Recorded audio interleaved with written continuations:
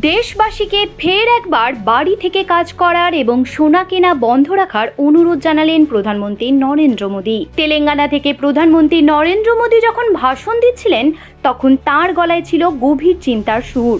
পশ্চিম এশিয়ায় ইরান এবং আমেরিকার মধ্যে বাড়তে থাকা যুদ্ধ আর জ্বালানি তেলের বিশ্ববাজারে চরম অভাবের ফলে আজ সারা বিশ্বের অর্থনীতি বিপদে পড়েছে।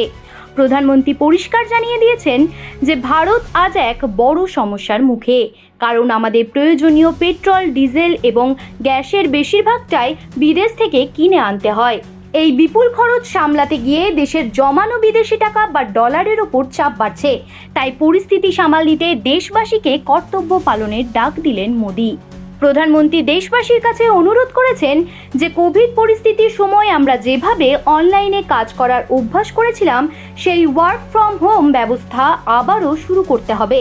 দরকার ছাড়া গাড়ি বের না করা, মেট্রো বা বাসে যাতায়াত করা এবং প্রয়োজনে একই গাড়িতে কয়েকজন মিলে যাওয়ার ওপর জোর দিয়েছেন তিনি। তার কথায় এখনকার দিনে ভার্চুয়াল মিটিং বা ভিডিও কলের মাধ্যমে যদি যাতায়াত কমানো যায় তবে অনেকটা তেল বাঁচবে এবং দেশের কয়েক হাজার কোটি টাকা সাশ্রয় হবে। কিন্তু চমকের এখানেই শেষ নয়।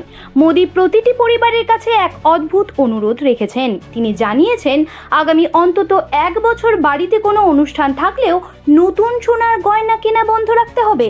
শুধু তাই নয়, রান্নার তেলের ওপর ব্যবহার 10% কমানোর পাশাপাশি কৃষকদের চাষের জমিতে রাসায়নিক সার অর্ধেক ব্যবহার করার পরামর্শ দিয়েছেন তিনি। কারণ সোনা ও সারের মতো জিনিস বিদেশ থেকে কিনতে গিয়ে দেশের অনেক টাকা খরচ হয়ে যাচ্ছে, যা বর্তমান পরিস্থিতিতে দেশের অর্থনীতির জন্য বড় বিপদ হতে পারে। যারা আগামী দিনে দেশে ঘুরতে যাওয়ার কথা ভাবছিলেন বা বিদেশে গিয়ে বিয়ের পরিকল্পনা করছিলেন তাদের জন্য প্রধানমন্ত্রীর বিশেষ বার্তা রয়েছে। মোদী অনুরোধ করেছেন অন্তত 1 বছরের জন্য বিদেশে না গিয়ে বরং ভারতের মধ্যেই কোথাও ঘুরে আসতে। বিদেশে ঘুরতে যাওয়ার ফলে দেশের টাকা বাইরে চলে যাচ্ছে, তা আটকাতেই তিনি এই ত্যাগের কথা বলেছেন। অর্থাৎ সব মিলিয়ে একটাই প্রশ্ন, প্রধানমন্ত্রীর এই কথাগুলো কি কেবলই অনুরোধ নাকি ভবিষ্যতে কোনো কড়া নিয়ম আসার ইঙ্গিত?